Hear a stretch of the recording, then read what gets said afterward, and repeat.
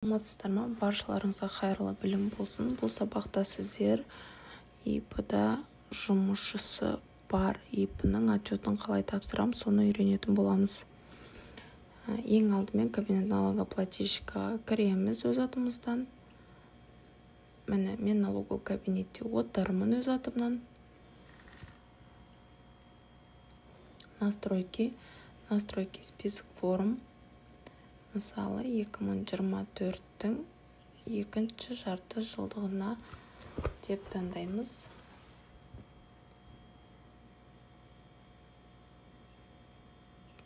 Очередной не ведет бухгалтерский учет резидент Республики Казахстан. Енді бұл жерде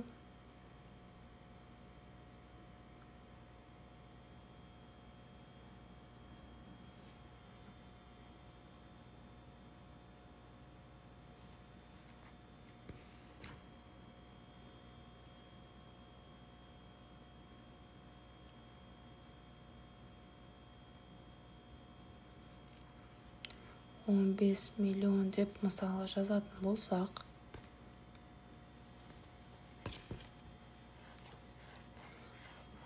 ал сіздер өздеріңіздің доходтарыңызды жазсаңыздар болады.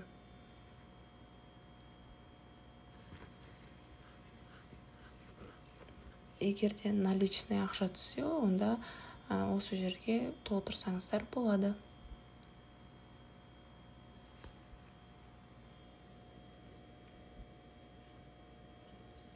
Келесі толтыратын затымыз жұмысшылар бар болғандықтан осы жерге 2 жұмысшы деп жазамыз. Мысалы, менің 2 жұмысшым бар.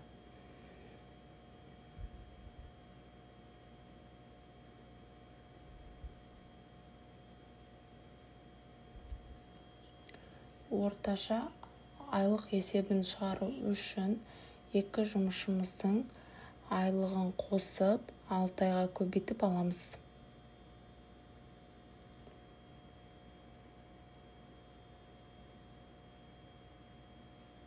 Мысалы, бір кісіңізде 150 мың теңге зарплата болса, ал екіншісінде 85 мың теңге айлық алса, сонда сіздер общий 235 мың теңге ай сайын зарплата алып отқан кісілерге беріп отырмыз деген сөз.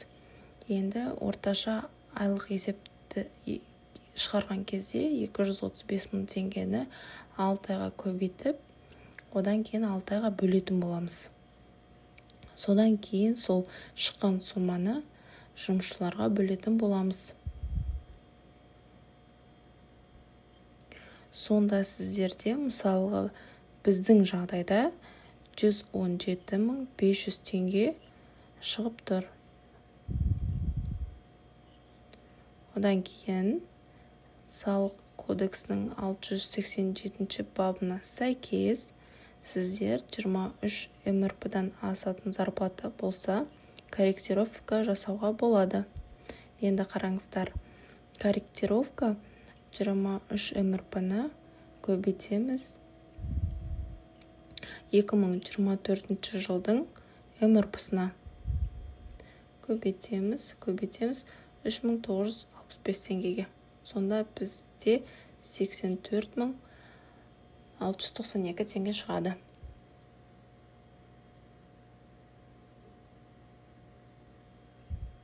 Корректировканы енді қараңыздар, 15 миллионнан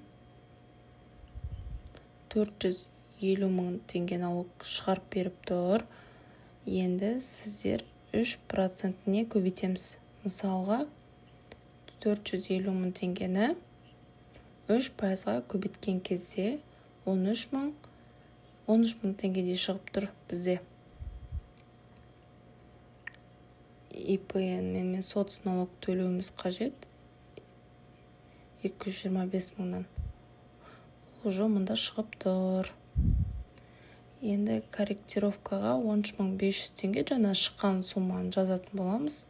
Сонда сіздерде корректировкадан кейін суммаларымыз азаяды, көріп тұрғандарыңыздай. ары қарай бұл жерде сіздер мысалға минимальный төлейтін болсаңыздар, өздеріңіздің зарплаталарыңызға минимальный қылып жазсаңыздар болады. Айта кететін жағдай, егер де сіздерге доход түспеген жағдайда, ондай кезде ол айларға төлемей қойсаңыздар болады. Налоговыйдың заңы бойынша сіздер медстраховка ғана 6 айға төлеуге тиесілсіздер. Ал егер сіздерде доход болмаған жағдайларда сіздер медстраховканы ғана төлеп, пенсионка, социалка, ОПВР осы үшеуін төлеуге міндетті еместер. Егерде сіздерде доход болмаса, ол айларға 0 қойып шықсаңыздар болады. Ал біз бұл жерде барлық айларға толтырып шығамыз қазір. 85 000 зарплата, минимальный зарплатамен толтырып шығамыз. Көріп тұрғандарыңыздай, социальный налогтың сомасы азайып барадыр. Не себепті? Себебі сіздердің социальный отчисленияларыңыз төлеген минусоваться етілетін болады.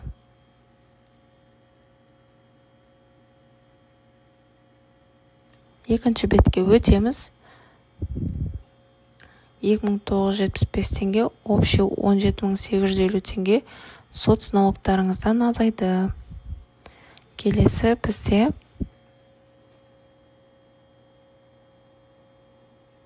пенсионкаға қандай зарплатадан пенсионка төледік, соны көрсетеміз.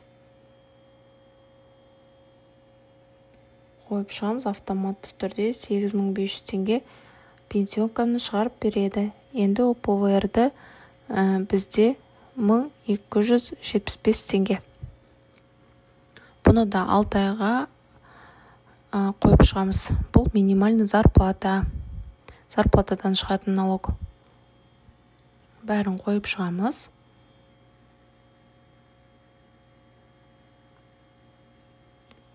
Бұл сабақта да түсіндіріп өтейін. Сіздер зарплатаны онлайн түрде есептеңсеңіздер болады. Онлайн калькуляторға салып, мысалы 8500 теңге кез келген доходты көрсетсеңіз болады. Автоматты түрде осы программа сізге есептеп береді. 2024-тің июль айын таңдадық. Мысалы, июльдан бастап бізде мысалы 24 жылы көп өзгерістер болды. ОПВР қосылды деген сияқты. Кез келген айда ала берсеңіз болады. Расчеты бірдей болады. Владелец ИП деп басамыз. Төленетін, минимальный зарплатадан төленетін налогтардың бәрін есептеп берді. Сіздер өз доходтарыңызды жазсаңыздар болады. Упрощенный режимда болса, мысалы, общеустановленный болса, общеустановленный шығарып береді. ОПВР жаздық 1275 теңге. Бұл жерде 5950 теңге. 2024 жылы.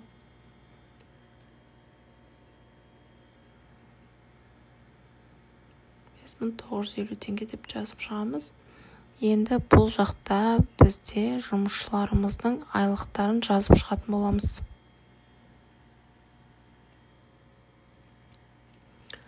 Екі жұмысшы болды. Біреуі 150 000 зарплата алды, ал екіншісі 85 000 теңге зарплата алды. Общий төленгені 235 000 теңге төлеп отырдық. Екі жұмысшыға соны жазып шығамыз.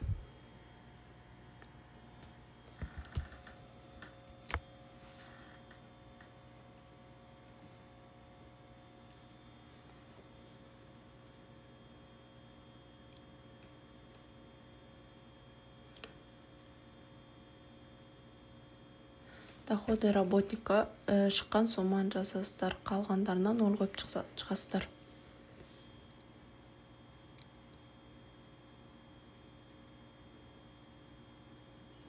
Енді үшінші бетке ауыссақ, мына жерде бірінші 0,17, 0,18-ді біз толтырмаймыз. Өтіп кетсек болады. Келесі бөлімде ИПН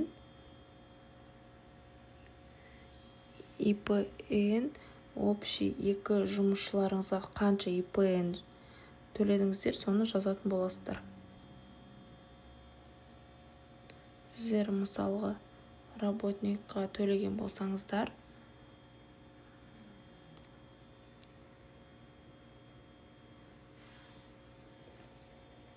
$150,000 владелец ипін алып тастаймыз. Посчитать десеңіздер, жұмысшыға қанша төленді, соның барлығын шығарып береді. Индивидуальный подоходный налог $8,031 екен.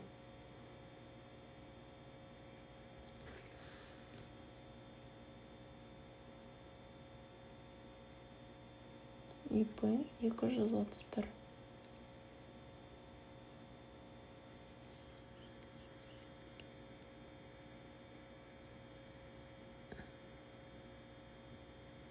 Енді общий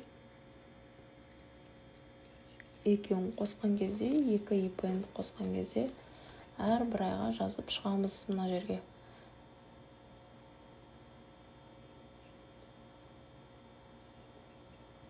$8,262 шықты менде екеуін қосқан кезде. Осыны 6 айға толтырып шығамын.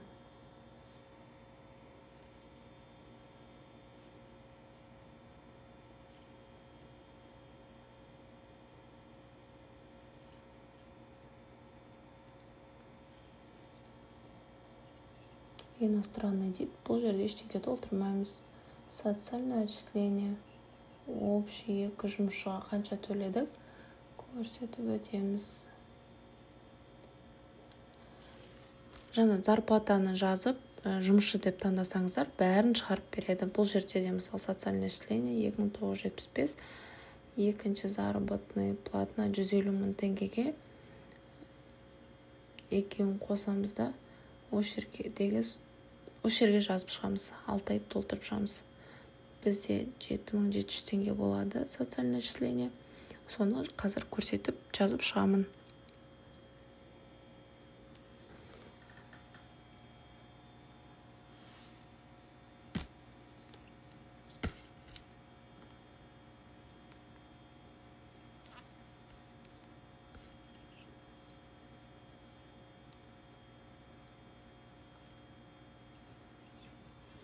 Міндетті түрде пенсионный взноста бізде 23,500.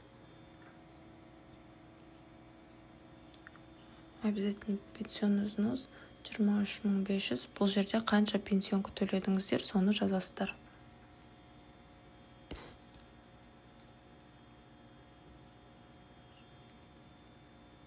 Мен қазір бұны да бүкіл айға көрсетіп шығам, яғни 6 айға.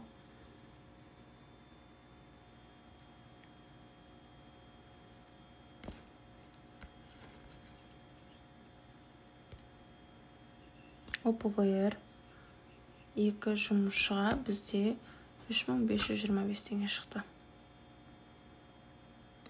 Сіздер сөйтіп кез келген өздеріңіздің болсын, жұмысшыларыңыздың болсын, налогын сол калькуляторға салу арқылы, онлайн калькуляторға салу арқылы көріп есептеп алсаңыздар болады. Ол өте ыңғайлы жұмыс істеу барысында. Енді барлығын толтырдық. 4-ші бетіне өтеміз.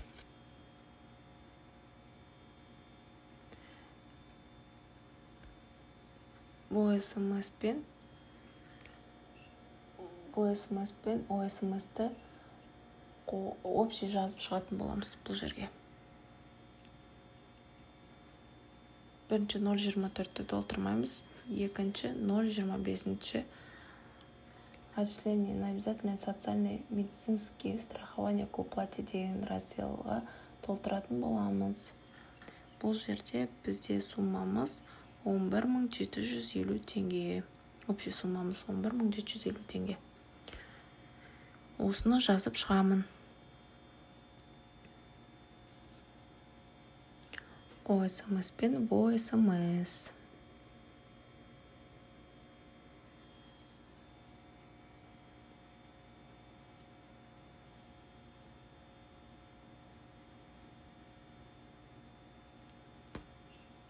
Толық жазып шығамыз. Енді қараңыздар.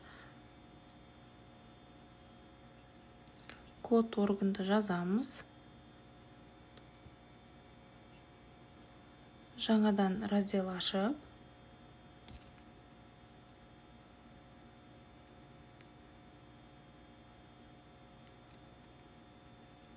регистрационныйдан данныйдан алатын боламыз. Регистрационный данный деген жерден толық жазылған, сол жерден көретін боламыз.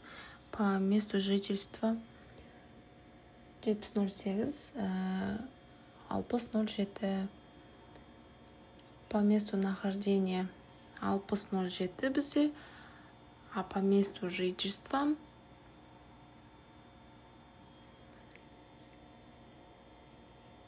7008. 7008 деп жазамыз. Және де мына жерде ИП-ның орналасқан жері бойынша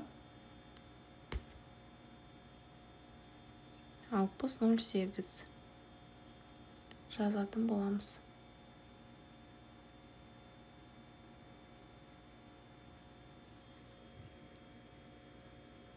Жоқ, 6007 жазып таңдаймыз. Проверить заполнение, ошибок нет. Енді отправить в ОКД батырмасын басамыз. Окей, басырмасын басып, ЭЦП-ны таңдап, налоговый органға жіберетін боламыз.